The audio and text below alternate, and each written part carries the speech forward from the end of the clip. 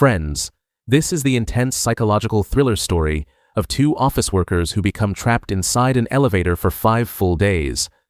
What unfolds between them in that confined metal box, the fear, the intimacy, the betrayal, and the shocking violence, is what we're diving into today. The story opens late at night in a nearly empty corporate office building. Jennifer, a dedicated account supervisor, is still at her desk finishing up her work. It was Valentine's Day the day before, and she had planned a big surprise for her ex-boyfriend. She was supposed to catch a late-night flight to New York to show up at his door. Before leaving, she even typed out a heartfelt email to him, pouring out her feelings. But because it was meant to be a surprise, she never hits send. She saves the draft, shuts down her computer, gathers her belongings, and heads out of the office. Meanwhile, we meet Guy, a quiet man wrapping up his own shift. He locks up his area and walks toward the elevator. Jennifer arrives at the same moment. They step inside together. As the doors close, Guy casually mentions that the office is closed for the next 5 days due to a long weekend. No one will be coming in. The building will be almost completely empty. They make small talk for a few moments. Guy points out a crude drawing scratched into the elevator wall, a lonely figure trapped inside a box. They share a brief laugh about it. Suddenly, without warning, the elevator jerks to a halt between floors. The lights flicker and then stabilize. Guy immediately presses the emergency call button and the alarm.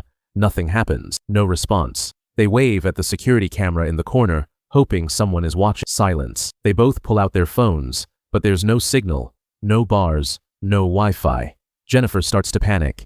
She explains she has a flight to catch that same night for New York. Now that plan is ruined.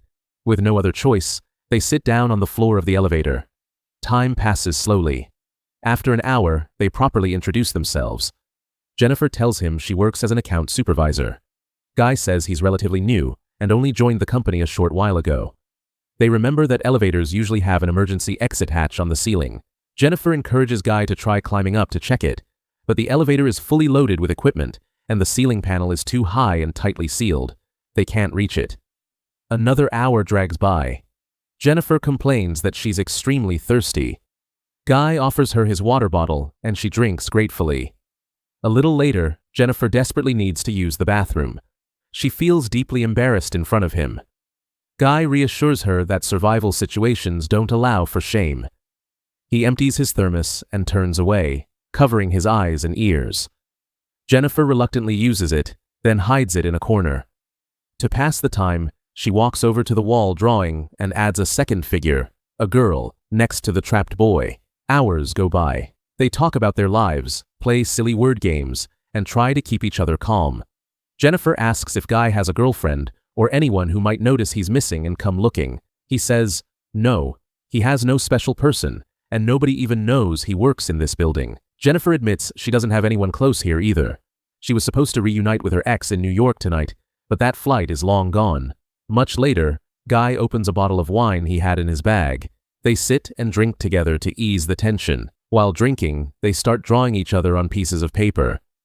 As he sketches her, Guy confesses he has been hiding something.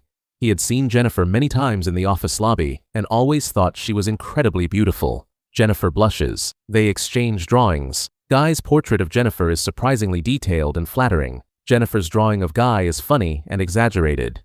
They both laugh. Jennifer suggests they change the subject. Guy starts talking about food, but she quickly stops him. Talking about eating only makes the hunger worse since they have almost nothing. Then Guy boldly says, "Let's talk about sex then." Jennifer agrees and suggests they share their fantasies and past experiences. Jennifer goes first. She tells him about the time in college when she and her boyfriend snuck into the library and were intimate there. Now it's Guy's turn. He describes a beautiful coworker from his previous job and how they were intimate in his car one night. The atmosphere grows charged. Guy asks if he can kiss her. Jennifer says yes. They move closer, and in the confined space, they become intimate, seeking comfort and connection in their fear. Afterward, Guy tells Jennifer he is falling in love with her, but she gently reminds him that she still loves her ex-boyfriend and plans to go straight to him once they're rescued. Guy looks hurt. He says he wants to build something real with her. Jennifer makes it clear that what happened between them was just a result of the extreme situation, nothing more. Guy then reveals a second secret. He isn't actually new to the company. He has been working in this building for a long time.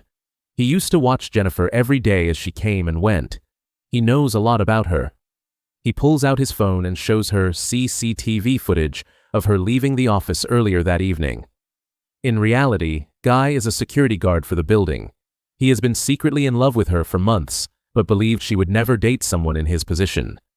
The elevator malfunction was no accident. It was part of his plan. He produces a special key, inserts it into the control panel, and offers to let her go free.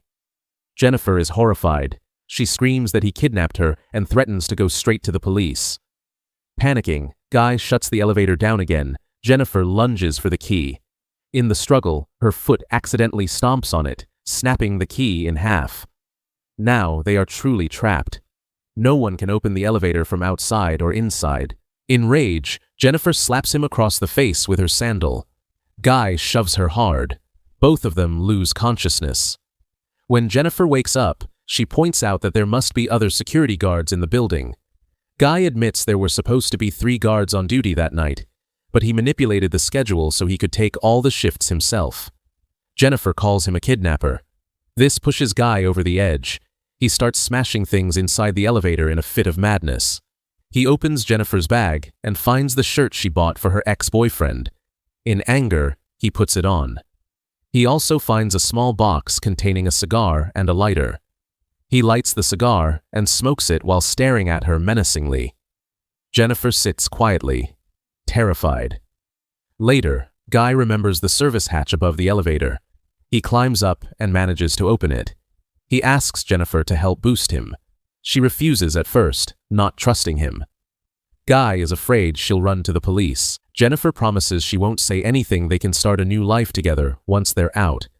Guy believes her and helps her climb up first.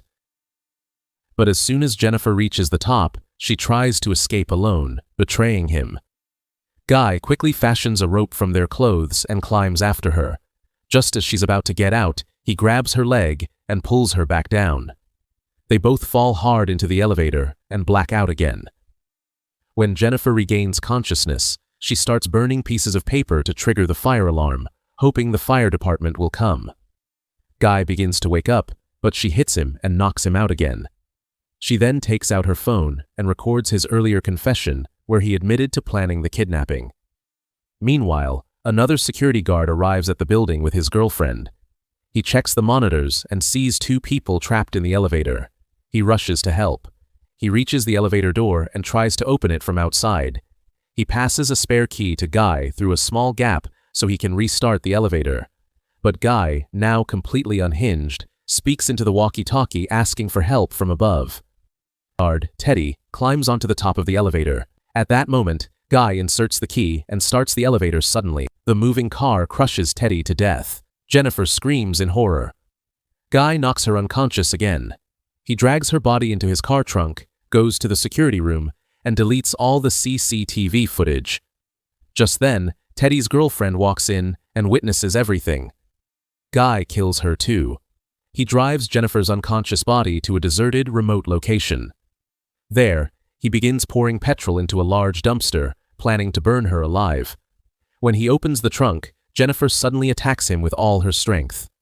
She manages to get into the driver's seat, locks the doors, and speeds away. After driving a short distance, she stops, puts the car in reverse, and slams the accelerator, smashing directly into Guy. The impact sends him flying straight into the petrol-soaked dumpster. Jennifer gets out, strikes a match, and sets the dumpster on fire.